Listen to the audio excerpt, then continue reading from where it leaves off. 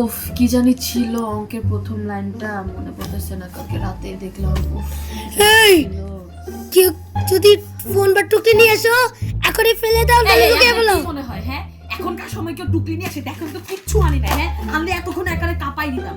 বারবার খালি এক কথা বলতে ফোন কই থেকে আনবো? আমার বাটন ছাড়া কোনো ফোন নাই।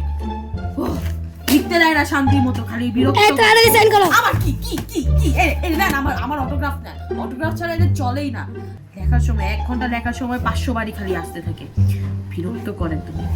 সব ভুলা যাই, এটা করো না ওইটা করো না, এখানে সাইন করো ওইখানে সাইন করো। এই 2 এর 1 কত? 2 এর 1? হ্যাঁ আচ্ছা। এই কোনো সাইড লাগাবে না।